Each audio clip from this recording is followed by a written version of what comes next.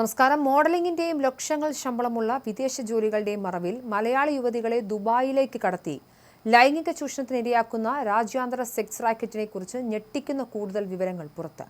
കഴിഞ്ഞ ദിവസം കൊച്ചി സിറ്റി പോലീസിന്റെ പിടിയിലായ ദുബായിൽ ഇവന്റ് മാനേജ്മെന്റ് ബിസിനസ് നടത്തുന്ന പെരുമ്പാവൂർ കോട്ടപ്പടി സ്വദേശിനി സ്റ്റോയ്സി എന്ന സിന്ധുവാണ് ഈ ആസൂത്രിത പെൺവാണിഭ സംഘത്തിന്റെ പ്രധാന നടത്തിപ്പുകാരിയെന്ന് പോലീസ് സ്ഥിരീകരിച്ചു.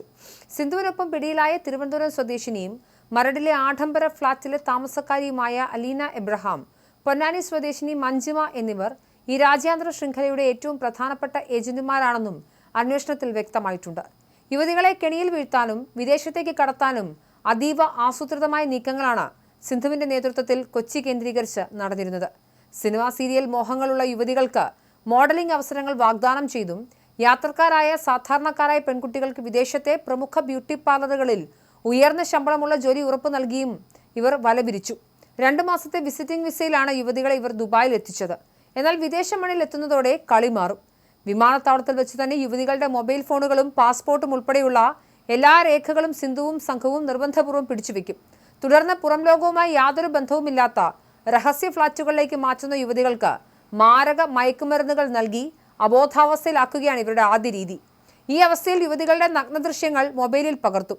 ഈ ദൃശ്യങ്ങൾ നാട്ടിലെ കുടുംബാംഗങ്ങൾക്ക് അയച്ചു കൊടുക്കുമെന്നും ഇന്റർനെറ്റിൽ പ്രചരിപ്പിക്കുമെന്നും ഭീഷണിപ്പെടുത്തിയാണ് പിന്നീട് ഇവരെ ക്രൂരമായ ലൈംഗിക വൃത്തിക്ക് നിർബന്ധിച്ചിരുന്നത്. വിസ കാലാവധി തീരുന്നതിന് മുൻപുള്ള 57 ദിവസത്തോളം അതിക്രൂരമായ ലൈംഗിക ചൂഷണത്തിന് ഇരയാക്കിയ ശേഷം ഇവരെ നിർബന്ധിച്ച് നാട്ടിലേക്ക് മടക്കി അയക്കുകയായിരുന്നു പതിവ്.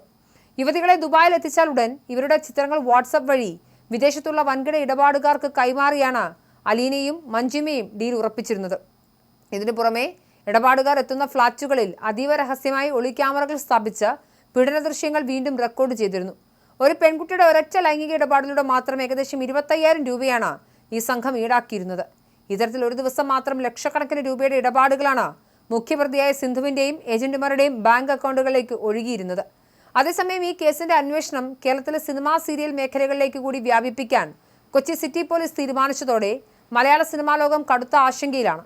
മുഖ്യ സൂത്രധാരയായ സിന്ധു ദുബായിൽ നടത്തുന്ന ഇവന്റ് മാനേജ്മെന്റ് സ്ഥാപനവുമായി മലയാള സിനിമയിലെയും സീരിയൽ രംഗത്തെയും ചില പ്രമുഖ താരങ്ങൾക്ക് അടുത്ത ബന്ധവും വലിയ സാമ്പത്തിക ഇടപാടുകളും ഉണ്ടായിരുന്നതായി പോലീസിന് കൃത്യമായ വിവരങ്ങൾ ലഭിച്ചിട്ടുണ്ട്. സിന്ധുവിന്റെ നേതൃത്വത്തിൽ വിദേശത്ത് നടന്നിട്ടുള്ള പല പ്രമുഖ സ്റ്റേജ് ഷോകളിലും പാർട്ടി പരിപാടികളിലും ഈ താരങ്ങൾ സജീവമായി പങ്കെടുത്തിരുന്നു.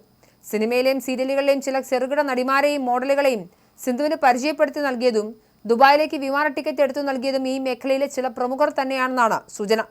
ഈ സാഹചര്യത്തിലാണ് സിനിമാ സീരിയൽ രംഗത്തുള്ളവരിലേക്ക് അന്വേഷണ പരിധി നീളുന്നത്.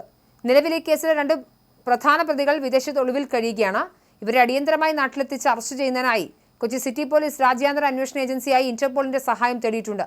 വരും ദിവസങ്ങളിൽ പ്രതികളുടെ ഫോൺ രേഖകളുടെയും വാട്സപ്പ് ചാറ്റുകളുടെയും അടിസ്ഥാനത്തിൽ സിനിമാ രംഗത്തെ പ്രമുഖരെ ചോദ്യം ചെയ്യാൻ വിളിപ്പിക്കുന്നതോടെ കേസിൽ കൂടുതൽ ഞെട്ടിക്കുന്ന അറസ്റ്റുകൾ ഉണ്ടായേക്കും.